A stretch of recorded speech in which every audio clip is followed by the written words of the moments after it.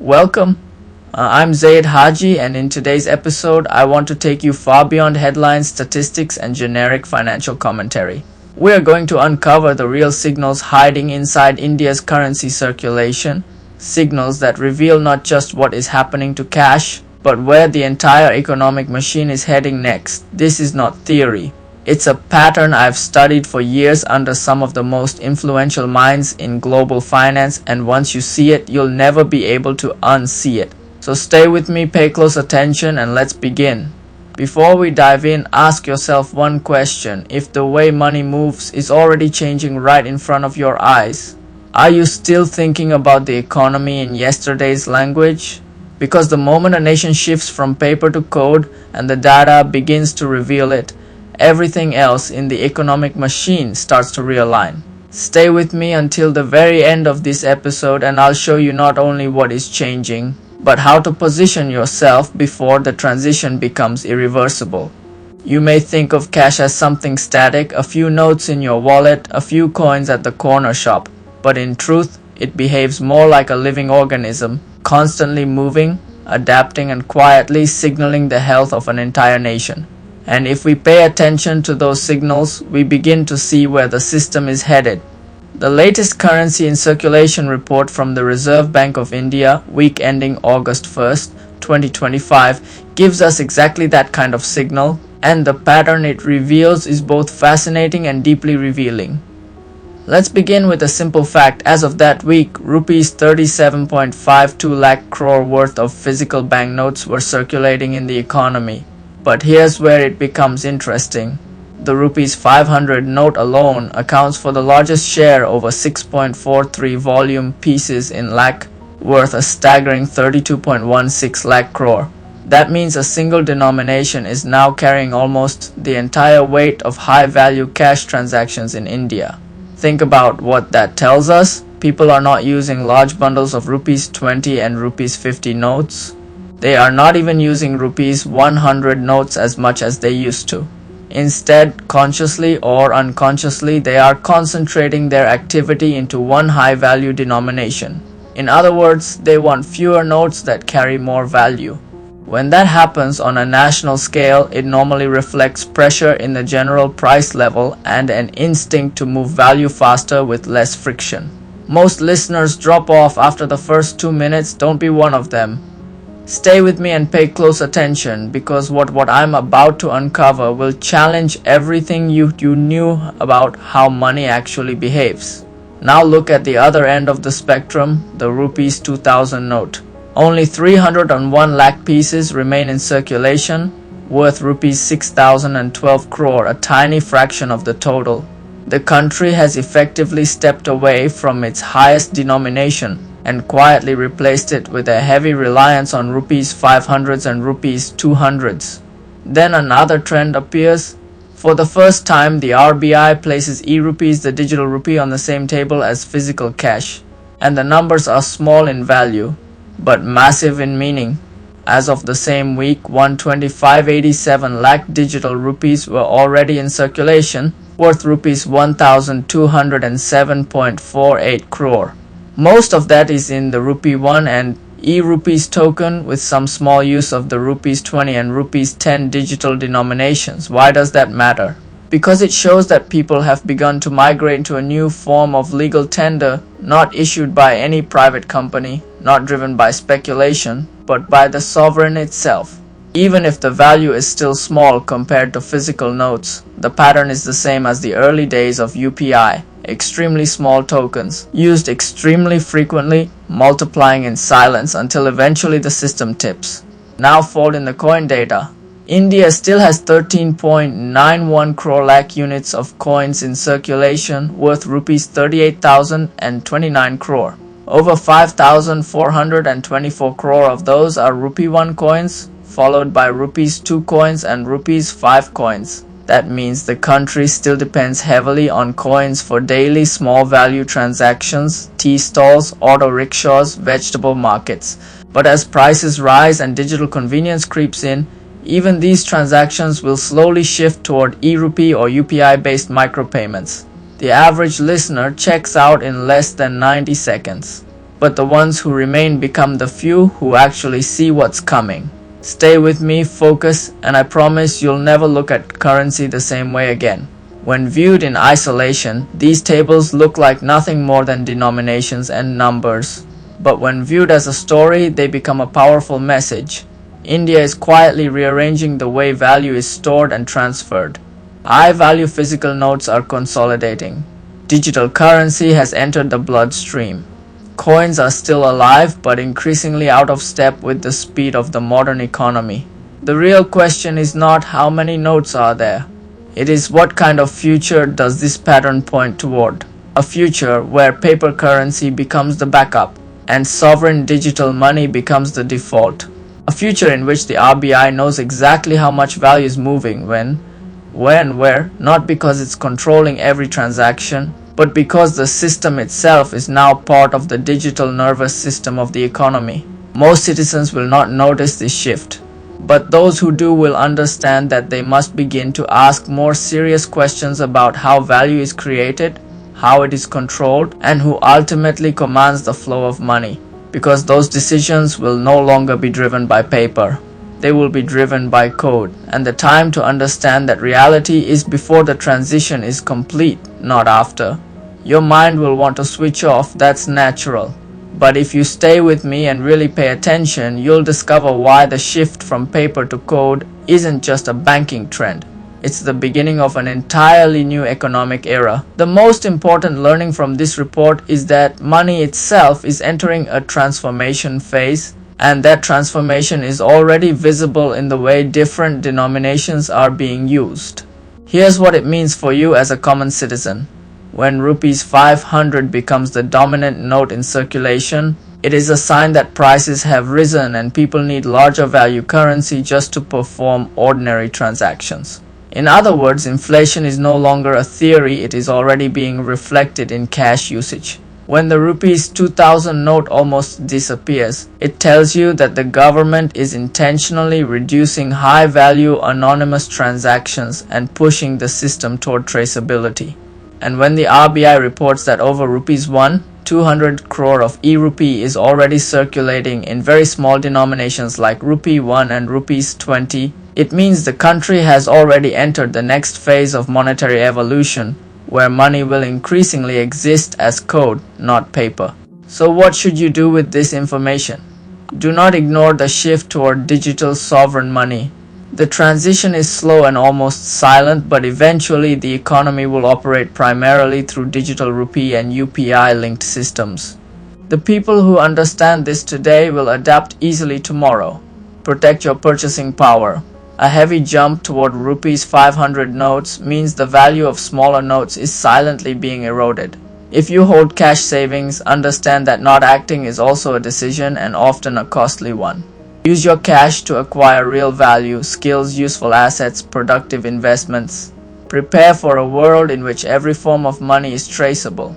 Once e-rupee becomes more widely adopted, privacy in transactions will dramatically decrease. That means accountability increases, but so does the need to be intentional and ethical in how you earn and spend. Demand transparency and justice in monetary policy. If the nature of money is changing, then so should the standards that govern it. Citizens need to start asking not just how much currency there is, but how that currency is created and who controls the mechanisms behind it. In short, this is not just an update on how many rupees 500 notes are out there. It's a reminder that the foundations of the monetary system are shifting, and if we do not pay attention now, we will be forced to adapt later with less control and less understanding. That's why this information matters. So don't just watch the change happen, position yourself for it and insist that it happens with fairness, transparency and accountability. Right about now, most people stop listening, and that's exactly why most people stay uninformed. Stay with me and pay attention, because the next few seconds will show you how this tiny shift in cash usage connects to the entire economic machine.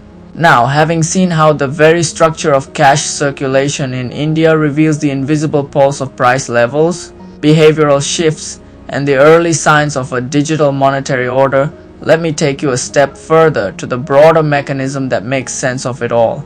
Because currency in circulation is not an isolated statistic, it is the fuel flowing through the engine of the economic machine itself. And once we understand how that machine actually works, how transactions, credit, debt cycles, and productivity interact, we begin to see why this shift from paper to code is not just a technological upgrade, but a fundamental transformation in how economic value is created, distributed, and ultimately controlled. So let's zoom out and explore how this currency circulation connects to the larger mechanics of the economy as a whole. Imagine for a moment that the global economy is not an abstract, confusing field reserved for experts, but a grand machine, one constructed from simple, repetitive movements. It is not chaos that drives it, but human nature mirrored in trillions of transactions carried out every single day. And because so few truly understand this machinery, nations stumble into crisis after crisis, often needlessly. In my finance career, I've relied on a brutally simple and practical experience learned from my finance mentors, Winston Norona, Almir Cholan, and the famous Ray Dalio, and learned this pattern that demonstrates these swings, and once you grasp it, you'll never again look at the economy the same way. At the heart of this machine lies something extraordinarily simple: the transaction. Every time you buy a meal, pay a bill, or invest in a stock, you are executing a transaction, exchanging money or credit for goods, services, or financial assets. Money spent plus credit spent equals total spending. Total spending divided by total goods sold gives us price, that's it. From this tiny and deceptively simple block, the entire economy and every boom or bust in it emerges. All markets, whether for wheat, cars, or equities, are simply collections of these transactions. Pull together every market in the country and you have the economy. Add up every dollar of spending and every good or service exchanged and you have everything you need to understand how the machine is moving. Four players dominate these transactions: people, businesses, banks, and governments. And the single most powerful of these is government, specifically its two branches: the central government, which taxes and spends, and the central bank, which controls credit and money through interest rates and money printing. These two institutions sit at the core of the machine's flow of credit. And credit is the single most important and misunderstood part of the entire system. Credit fuels both spending and income. Borrowers use it to buy things they couldn't otherwise afford or invest in opportunities that create more income. Lenders use it to turn their money into more money. When borrowers seem trustworthy, when they have solid income and valuable collateral, credit is created. But the moment credit is created, debt is born. Debt becomes an asset for the lender and a liability for the borrower. If the borrower repays the principal plus interest, the asset and liability vanish. But until then, that debt exerts enormous power over the economy. If you're tempted to drift right now, that's exactly what the system is counting on. Stay with me and pay attention, because only those who understand this next shift will have the power to act before everyone else wakes up. Why does this matter so much? Because spending drives the economy, and credit allows spending to exceed income. When one person spends more, someone else earns more. And when someone's income rises, lenders feel confident and extend more credit. This leads to more spending, higher income, even more lending, and a self-reinforcing upward loop. This is why we have cycles. But to fully see the machine, you must understand that three forces drive it: productivity growth, the short-term debt cycle, and the long-term debt cycle. Productivity grows slowly and steadily over time. It reflects innovation, effort, and accumulated knowledge. And in the long run, it determines living standards. But it doesn't fluctuate much. The real volatility comes from credit-driven debt cycles. Without credit, the only way to grow is to work harder and produce more. But with credit, you can pull future spending into the present. Every time someone borrows, they spend more than they earn. Later, they must spend less to repay. That is the essence of a cycle, whether for one person or for an entire economy. The short-term debt cycle plays out over 5 to 8 years. It starts with expansion. Credit is cheap, people borrow and spend, incomes rise, prices rise, and inflation begins. The central bank raises interest rates to keep inflation in check. Borrowing slows, debt payments increase, people spend less, incomes fall, and soon the cycle turns into a recession. To reverse this, the central bank lowers interest rates, making borrowing cheaper, and the expansion begins again. These short-term cycles repeat again and again, stair-stepping the economy upward, each time ending with more debt than before. Over time, however, debt accumulates faster than income and short-term fixes no longer work. This is when the long-term debt cycle emerges. Everyone feels confident, borrowing soars. Asset prices surge, the stock market booms. People feel wealthy and continue to borrow and spend. Debts grow larger, but because incomes and asset values are rising, the burden seems manageable. This is the boom, this is the bubble. But it cannot last. Eventually, debt payments begin to outpace income. Borrowers cut spending, income falls. Credit dries up, asset prices collapse. That moment is the long-term debt peak, and it leads straight into a deleveraging. In a deleveraging, borrowers can't repay, lenders stop lending, spending drops, incomes crash, and people rush to sell assets. Credit disappears. A vicious cycle begins. Less spending leads to less income, which leads to less creditworthiness, which leads to even less credit and even lower asset prices. What makes a deleveraging different from an ordinary recession? Interest rates are already near zero.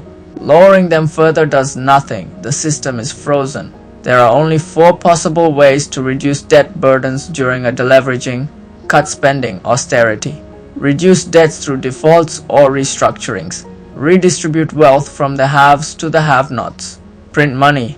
Cutting spending sounds sensible, but it is deflationary and painful.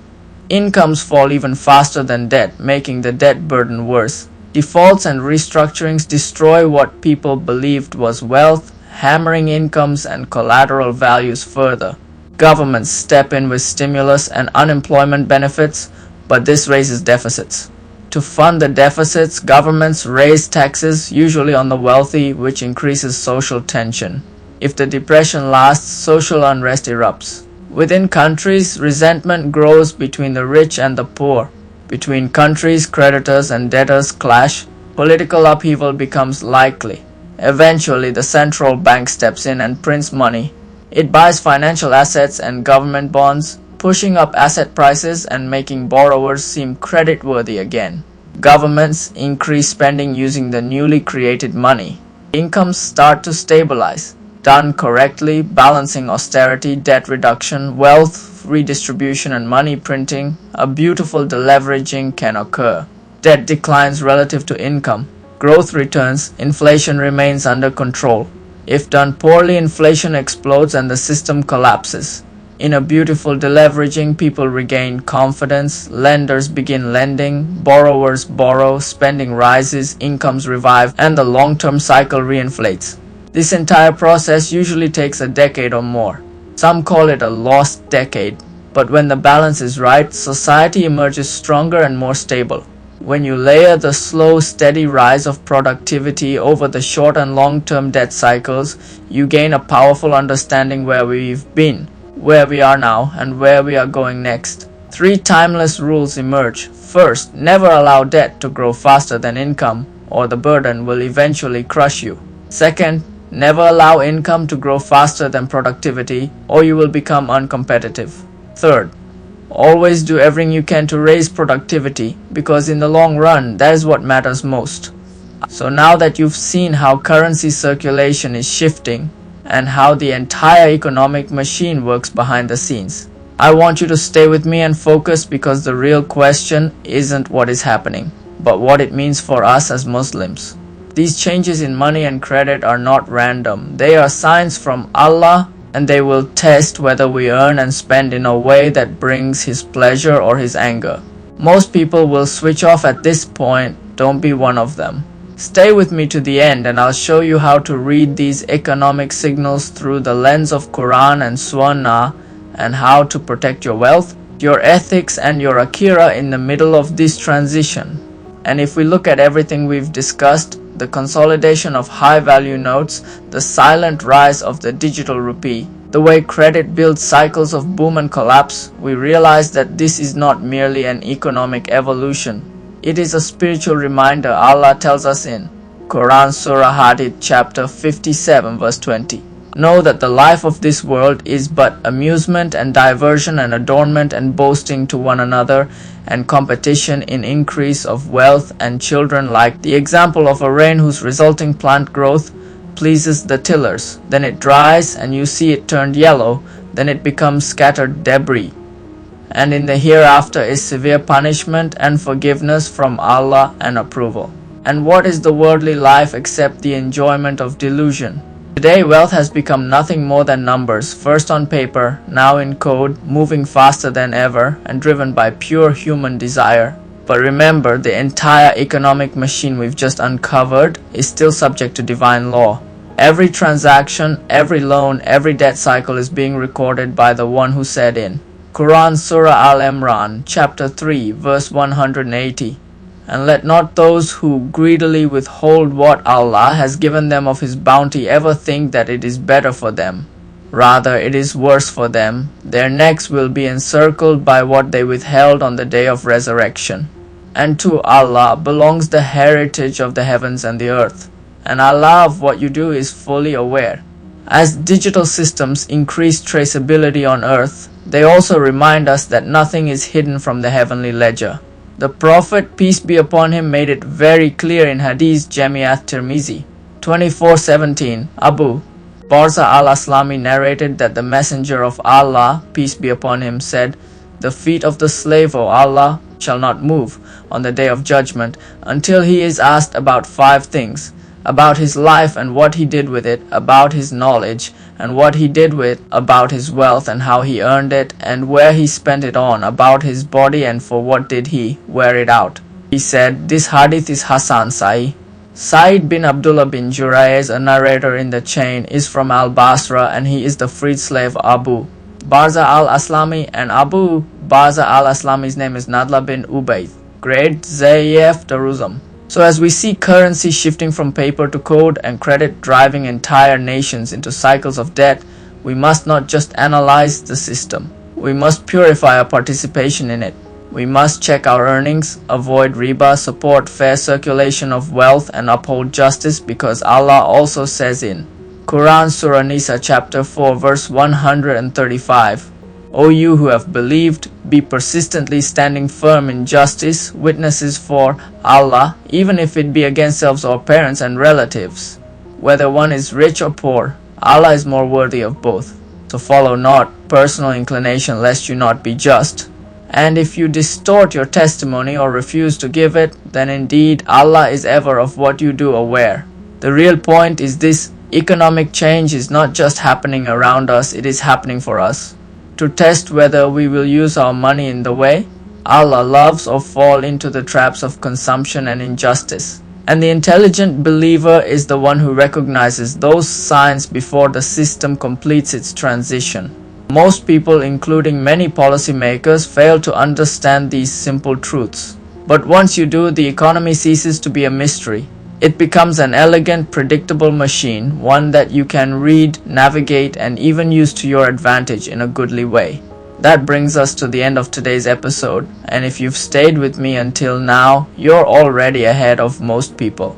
You now understand that the transition from paper to code isn't just a change in how we pay.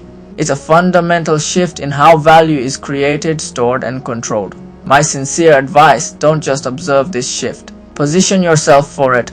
Protect your purchasing power, demand transparency, and stay deeply informed. I'm Zayd Haji. Thank you for listening, and I'll see you in the next episode where we go even deeper into the mechanics of the global financial system.